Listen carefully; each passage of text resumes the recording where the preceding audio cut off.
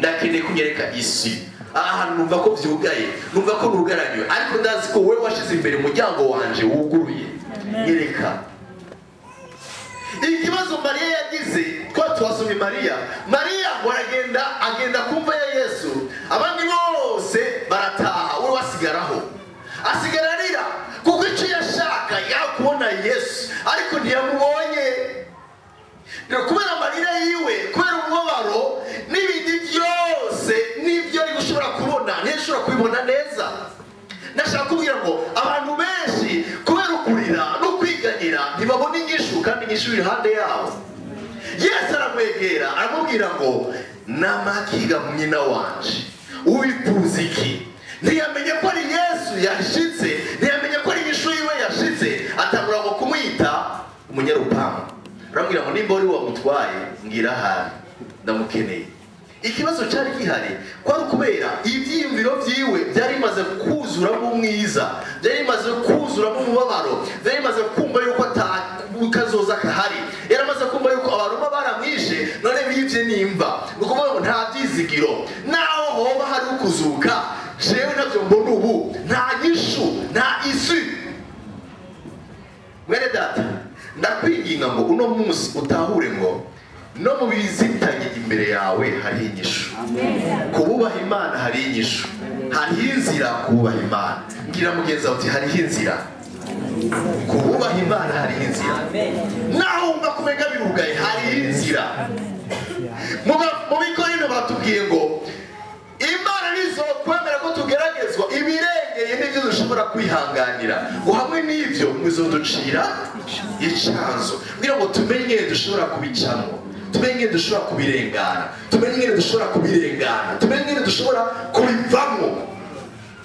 Ngiki kibazo rero, iyo umuntu ahagaze ariko ariyumvira umubabaro, yiyumvira ibyamubayeko, yiyumvira ibyo bamwimye, yiyumvira ibyo ataronse, ari ababandi akikompara n'abandi, kenshi nabona inzira.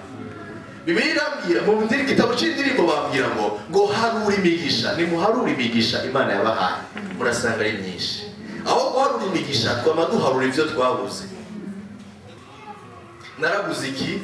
Nuriya niwe yatumye mbura kiriya, niwe yatumye nashika hajya, niwe yatumye ndi imfuvyi, niwe yatumye meze gutya, niwe yatumye meze gutya. Nashaka kubwira ngo nahashobora kuba yarabitumye hariho inyishu, hariho isi, hariho icanzo cy'ubwira ngo ngirigwe neza n'Imana. Aho kwicara uharura ibyabaye nabi, icara uharura iby'Imana yakugiriye neza. Uriho uriyumvira, ufise amaso, ufise amaboko, ushobora gutambuka. Nkaho undi yavuga ngo Mana ndababaye kuko ibirato wampaye byaraheze. Simoni yuri raba impuzu usingira namba. Umunsi uri izina acagenda ngo kwiyahura ko atacafise.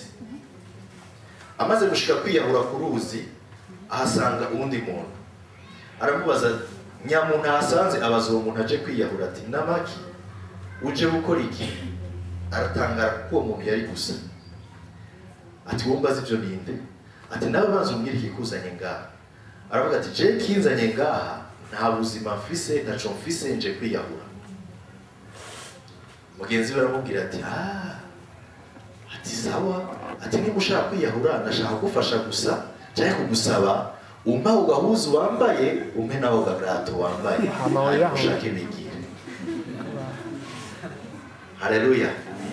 Kenshi twidoga, twiganyira ku bintu Imana yaduhezagije. Nimba uri kubidogera icyo ubuze uno munsi, mbega wowe uhindukiriza amaso ukaraba ibyo Imana yaguhaye, ntiwumva ko harimo ishimwe. Kandi tant que tu vis, igihe ukiri muzima hariho inyishu kububaha Imana. Ndiho, ariko ndazi ko ndiho simfise byose, ariko ndazi ko tant que nkiriho mfise byose. Uko mfise ufise inyishu ya byose.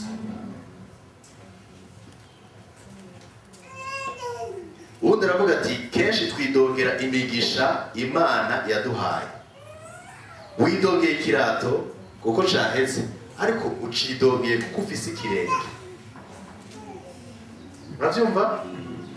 uriko uruha uvuga ngo mana wanyibagiye ukirato canje caheze, ariko hari abadafise ikirenge kandi bafise amahera yo kwambara ikirato. Mana sifise umuduga, sifise na bus, shima Imana kufise Renault 2. Ushobora gushika ushatse kose. Shima Imana. Ndifuza yuko mu bugingo bw'umukristo atahura yuko aho Imana iba ari mwishimwe. Imana niba mu kwidodomba, niba mu kwiganyira, chaque fois igihe cyose wiganiye uri kusubiza inyuma n'inyishu Imana ari kwirakuzanira.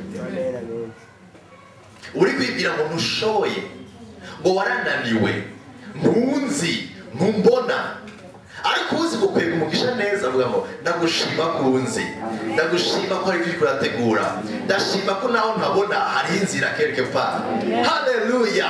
Narafashe biriya kandi naritondeye na biriya Mana, sinabiretse, ndazi yuko ibyo nitondeye byose hari inyishu yawe ushaka kunshikana. Il est bon que tu retiennes ceci sans laisser échapper cela. Il y a une issue en toute situation kubaha Imana. Hari inyishu kubaha Imana. Reka rero mu Kristo haduka ishimwe. Nimba Imana ivuga ngo mba hagati mu mashimwe y'abana bayo, bisigura ngo iyo turiko turatanga ishimwe iva ahiri igashaka kuba mwishimwe. Haleluya. Ayibaye mwishimwe naho habaho umugisha. Ahari presence y'Imana habaho kubohoka.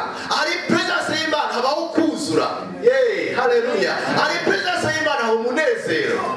Kubera iki? Aho guhitamo guhamagara umuvumo, guhamagara ukunanirwa, utohamagara Imana mwishimwe. Turafise ishimwe. Nimba ari ikintu umuntu wese abaho afise nishimwe. Nimba ari ikintu utarondera, utagura amahera nishimwe. Urafise ishimwe. Urashobora kuduga nishimwe ku Mana, Imana nayo ikamanuka mu bugingo bwawe. Il y a une issue. N'iri jambo rigufi nashaka kuvuga. Hari inyishu, hari inzira. Kubazi guhamagara presence y'Imana mu mashini. Haleluya. Amen. Iyo bishitse tugakubitika